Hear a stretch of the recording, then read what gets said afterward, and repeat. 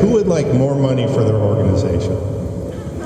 Would money cure a multitude of ills, right? So often our focus is on how can we manage with this little pie, and the shrinking pie, in fact, that it is. In fact, we need to turn that on its head and think funding is limitless. Do you believe that? Funding is limitless for those who go and get it. It's not free. It's not a fantasy. It just doesn't appear in a bag usually. Funding appears by our going and acquiring. So what I want to do here, and I'm going to put us through the paces. You might want to take notes. What I want to do is give you 9 fundraising fundamentals with a video. And there could be 100 fundraising fundamentals, frankly. I'm going to give you 9. Ready, set, let's go. Number 1, make fundraising a priority. How many organizations don't quite get around to it, don't quite raise enough because everything else is demanding your time?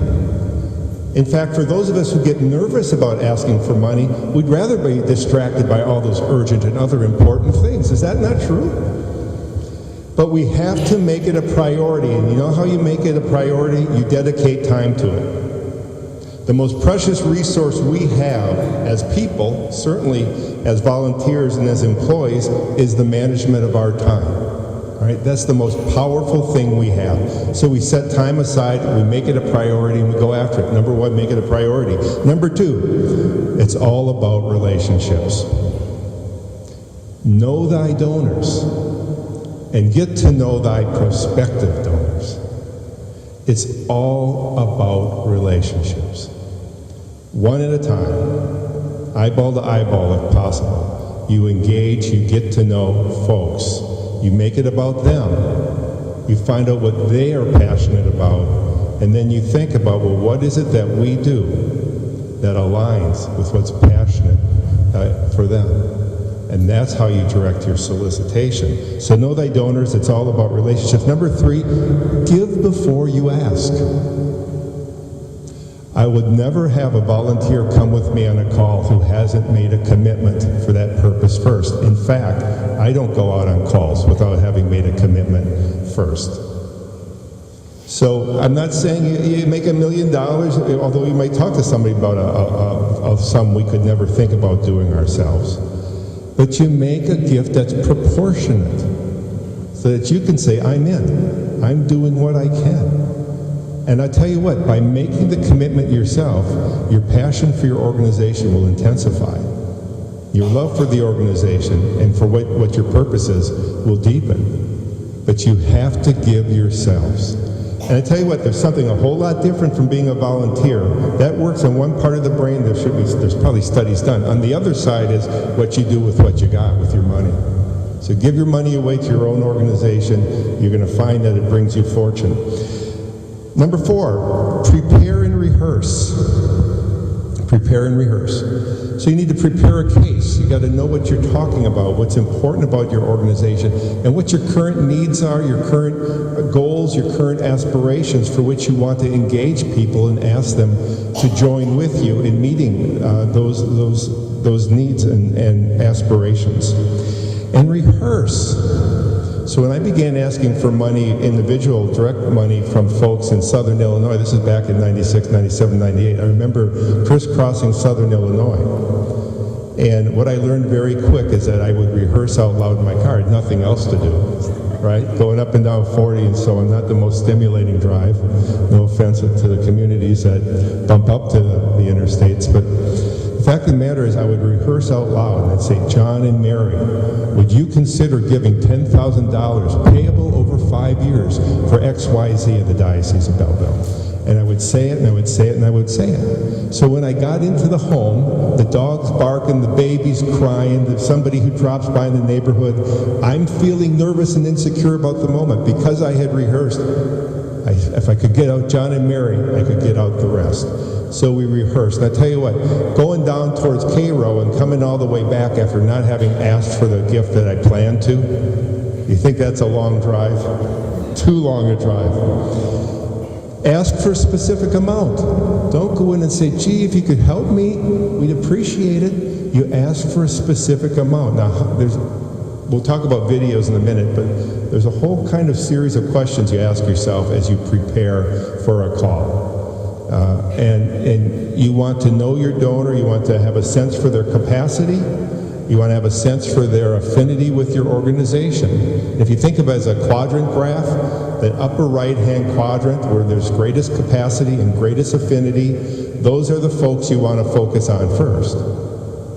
Now, you want them hopefully to have a philanthropic disposition, and not all people will at the time you see them. Or they may be philanthropic but unable to respond to your request, but you ask for a specific amount. Number 6, how are we doing? Listen, record, and recall. Listen, recall, record, and recall. So it's probably the 80-20 rule works, 80% listening to donors and prospective donors, getting to know them, allowing them to tell you their stories and what's important to them. And if we keep our mouths shut as solicitors and listen, it's amazing what they will tell you. But then we have to go back and somehow record it. Put it in a notebook, put it in your software system. If you have software that works for this kind of thing, you track what they say so that next time you're going to go and see them, you can review so that you can recall. So when I go back to a donor and I say, John and Mary, so how's Sally doing? Did she marry Jim after all? I mean, you were talking about it being, in the next 30 days that they planned to surprise you, but you had found out. So what do they think about that? He listened to me the last time, right? How's your daughter? I know she's suffering. He listens to me. He cares more about me than himself. And that's what we want. We want folks to feel that they're first. In fact, it's not about me, it's not about you. It's all about the donor. It begins and ends with the donor. Here's another one. No's are nothing to worry about. No's are nothing to worry about. How many of you would be nervous going on a call because, let's be honest here, because someone might say no? I've got my hand up, I don't know about you. I mean, doesn't that keep you from asking or wanting to even think about asking? Because they might say no. I might feel uncomfortable. What do I do if they say no? But if you think of no's differently, think of no's as part of building the relationship. So if someone says no, you have this great opportunity to ask why. Because you want to better appreciate it. And they're going to tell you some very important information. What they like or dislike about your organization. Why they can't give now. Why the timing isn't right. If you listen and you think about it and accept the no as part of the relationship, it doesn't mean it's no forever, it's no for now. So I have a donor I'm working with at UMSL. In fact, we're in the last mile of the marathon. And this is a very substantial donor to our university. And I have been turned down by him 4 times in the last 4 years. And what he said to me one time, this is when I really asked for an audacious sum of money, he said, well, Martin, we can't do that, but please do come back again with your next idea. Okay? So now we're wrapping up a discussion, and it's going to be a wonderful gift for our university, and particularly for our students who are interested in jazz. Any of you jazz fans here? But it was because when he said no, I didn't tuck my tail between my legs and went away. No, I have this relationship. And because I have this relationship, he doesn't say, I never want to see you again. No, come on by, Martin, if you want to see me. I may not say yes today, but come on by, because I like the fact that you like me and you're interested in me and not just my resources. Donors get it that they have resources to dispose, but they don't want to be seen as a checkbook. They want to be seen as people and respected for who they are. The same thing we want for ourselves, right? I guess we're at number 8, close the gift. Have you ever had an experience where someone says, yeah, I'll give you $100, or I'm good for $500, or I'm good for $1,000, or I'm good for something more? You never get the gift? All right, asking is just the beginning, my friends.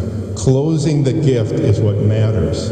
So when someone gives you a verbal intention, that's wonderful. You want to close the gift. Now, by closing the gift, I mean you get the cash, you get the checkbook, the check, you get the stock transfer, you get a document that's a written promise from that donor, from the donors, that says, yes, we're good for it, and we're going to deliver it in this time frame for this purpose.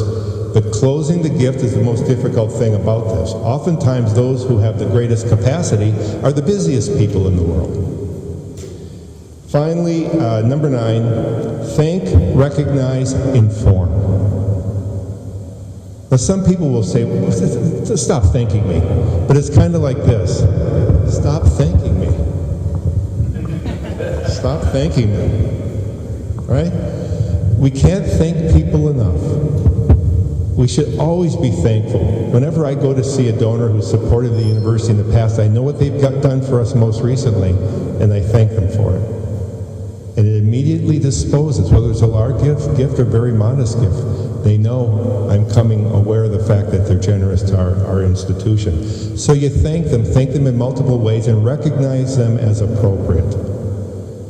We may have an extraordinary donor. We may take Mary and John out for dinner, and we'll bring certain members of our faculty or one of our deans to sit down and have the evening with them, have a glass of wine, have a nice meal as a way of thanking them. We do all kinds of creative things to thank and recognize our donors, and then inform. After they've made the gift, don't turn your back and wait till next year. Let them know through newsletters, through notes, through a phone call, through stopping by their office or their home, what you're doing with their investment. Think of it as a partnership and as an investment that we're asking of people to make, and you're going to do well. Okay, so we're going to go to a 5-minute video. It's called 7 Tips. It's 7 Tips Dealing with Difficult Donors. We all face difficult donors, and it's how we think about them and what we do with them. The comment I want to make is part of my giving back in my 60s. I'm 62 years old, but when I was 59, one of the things I decided to do was to find a way to give back to my profession, because the profession has been so generous to me. I've met so many wonderful people. So I thought, here's a way I could do it. I can go down to my basement, buy $600 worth of equipment and cameras, turn it on, and talk about something that's on my mind about fundraising.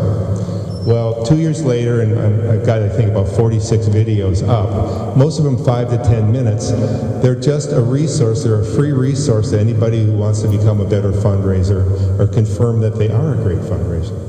And they're free at martinleifeld.com or Martin Leifeld YouTube. But here's one. It's just 5 minutes. I hope you like it and find it useful. Thank you.